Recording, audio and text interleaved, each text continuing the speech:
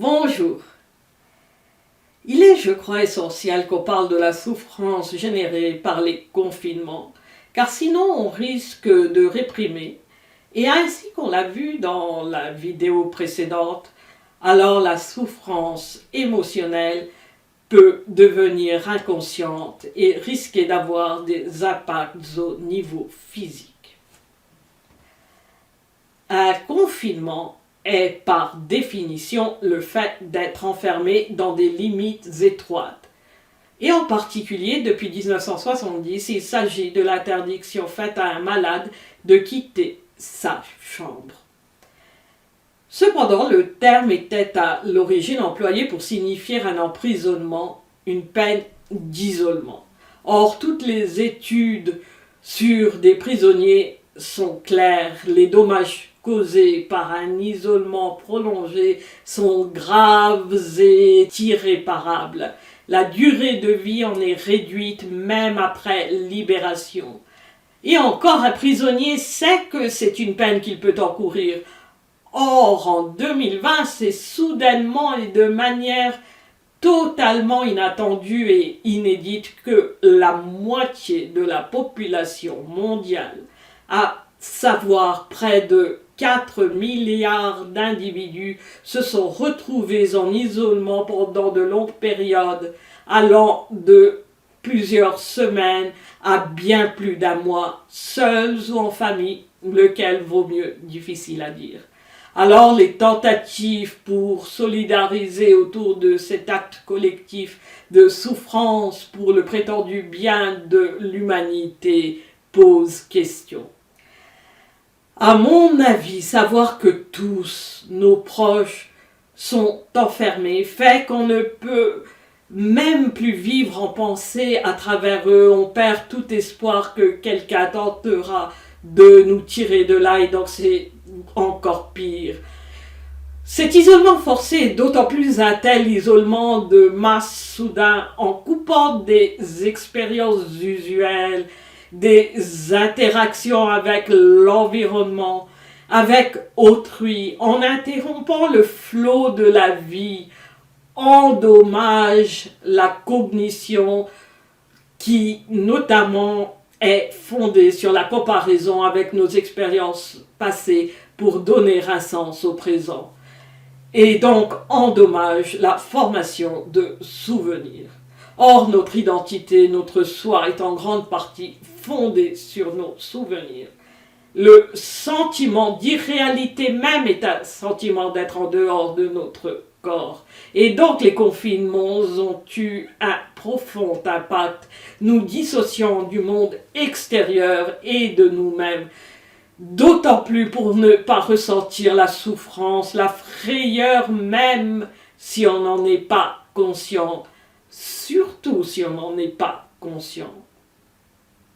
Cette dissociation a été aggravée par les prolongements de l'isolement dont on a d'abord menacé les populations pour ensuite les appliquer à la dernière minute.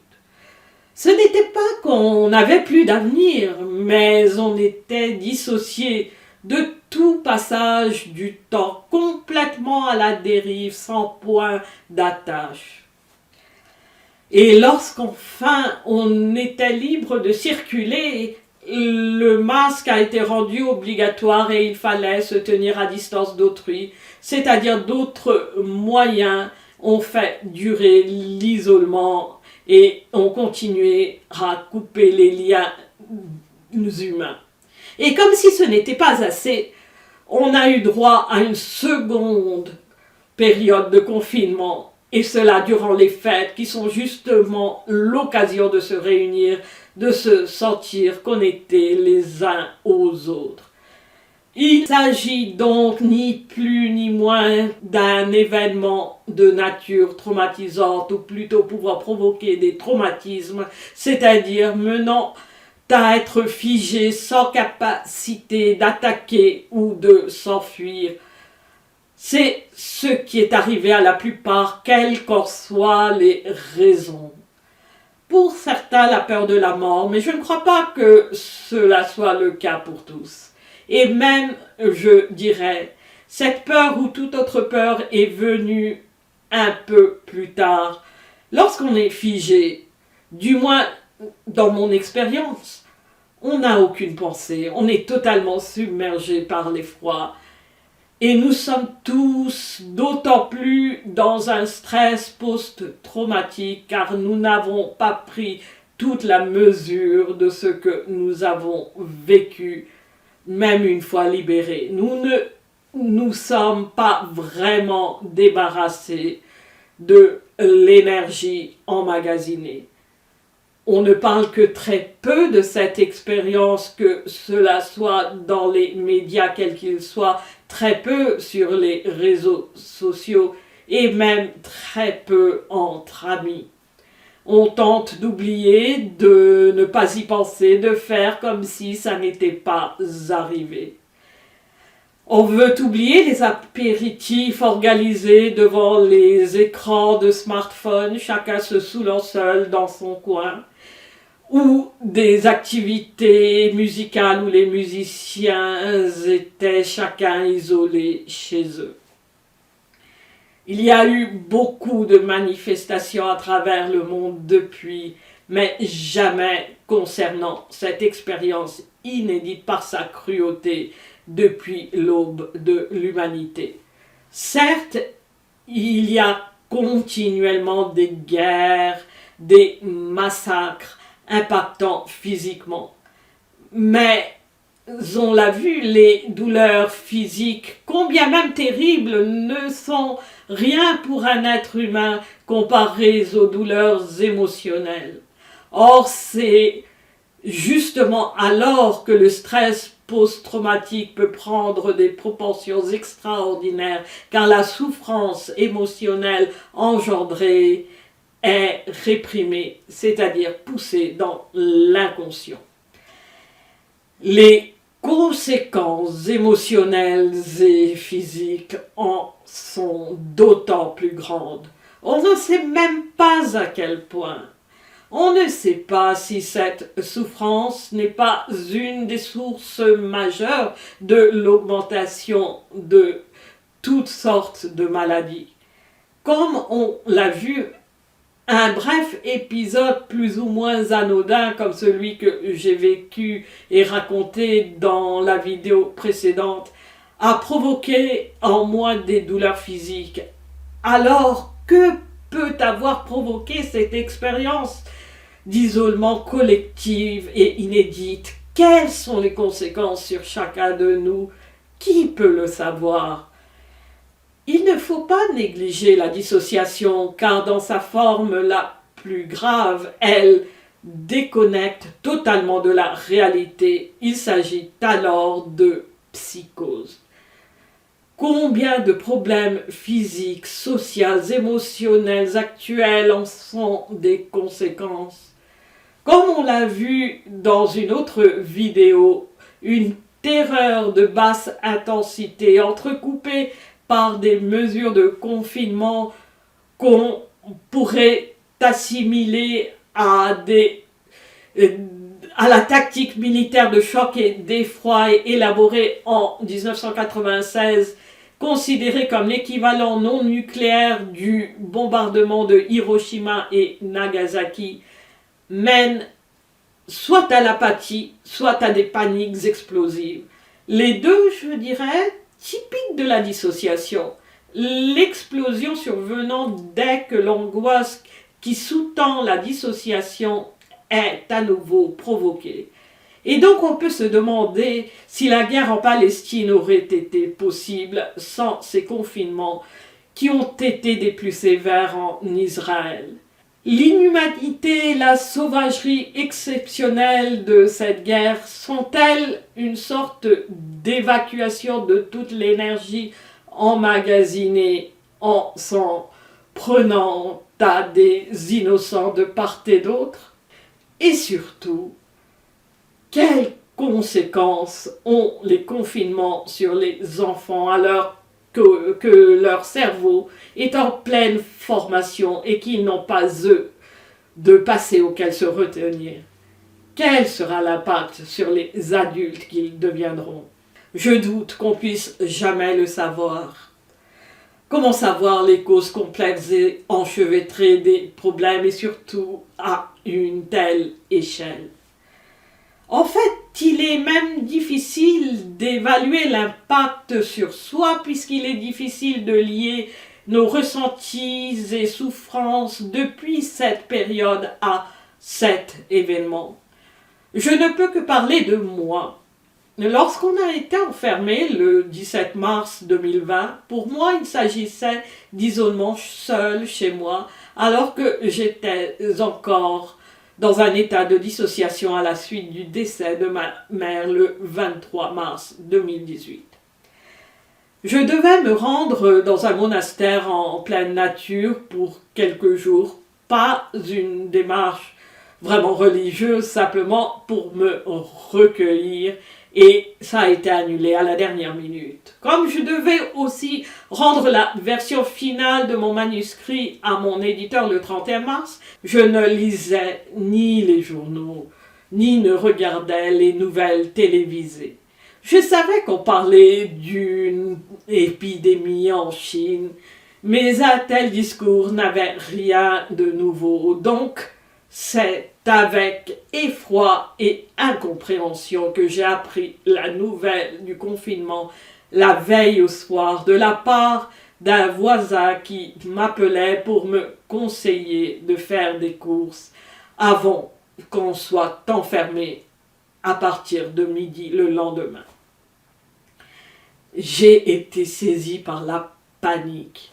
Les nuits suivantes, je me réveillais en sueur, me demandant comment je n'avais pas vu arriver une situation que j'assimilais à l'Allemagne nazie et dans un demi-sommeil échafaudais des plans pour m'enfuir.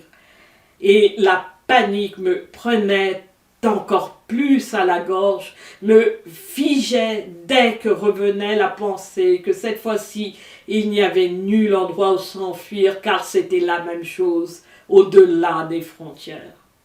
J'avais l'impression d'avoir soudain été propulsé dans une autre dimension et que je ne retrouvais plus la porte pour revenir à ma vie normale.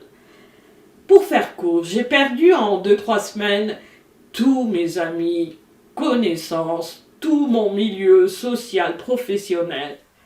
Bien que j'écrivais indépendamment, j'étais resté proche du milieu académique qui acceptait, sans questionner une telle mesure coercitive, refusait de discuter de la situation.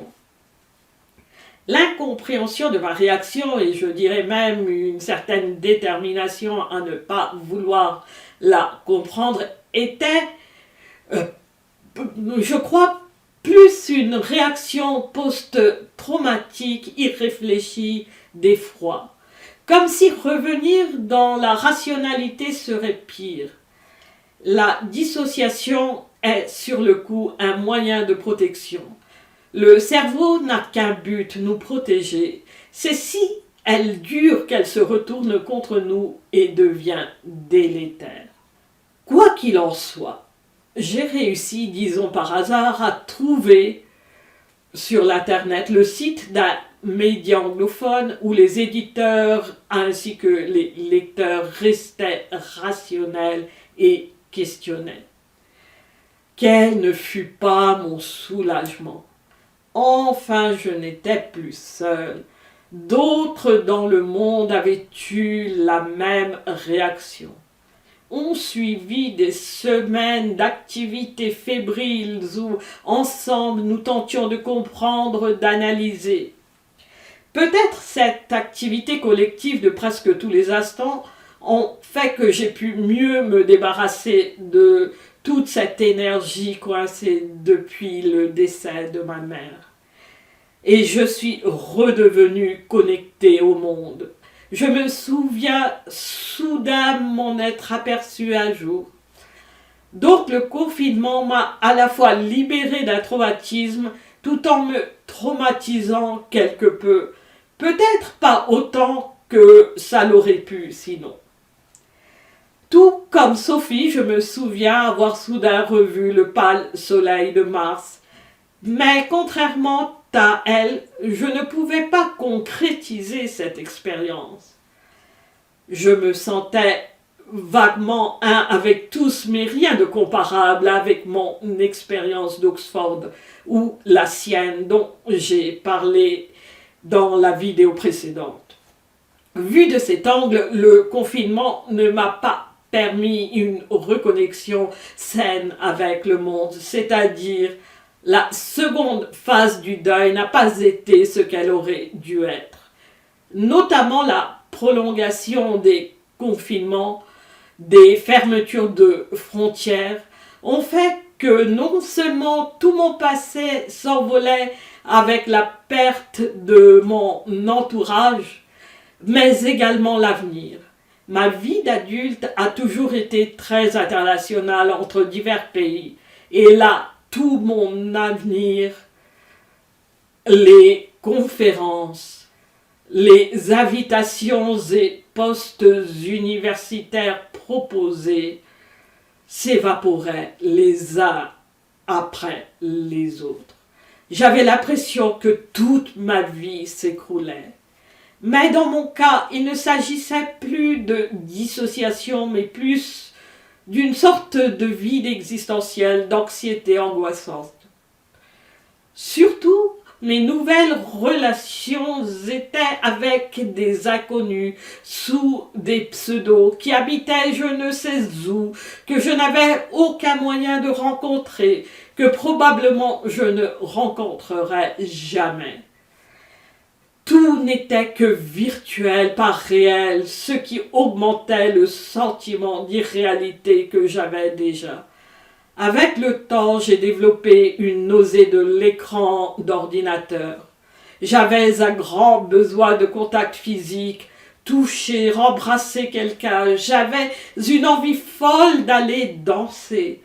Alors que je n'avais jusqu'au confinement jamais apprécié l'embrassade à la française. Et la danse avait été un art que j'aimais regarder, mais danser moi, non. Une attitude très indienne où les contacts physiques sont essentiellement envers les enfants. Ce besoin de contact physique m'est resté, y compris le rituel de la bise comme salutation. Je compatis donc profondément avec ceux qui ont perdu un être aimé durant les confinements. Le contact physique, être soutenu physiquement et concrètement, la chaleur humaine dont le ressenti nécessite présence sont essentiels pour qu'un décès ne devienne pas source de traumatisme menant à une dissociation à trop long terme. Le beau-père d'un ami, Charles, par refus de soins à l'hôpital nécessité par une crise cardiaque, est décédé.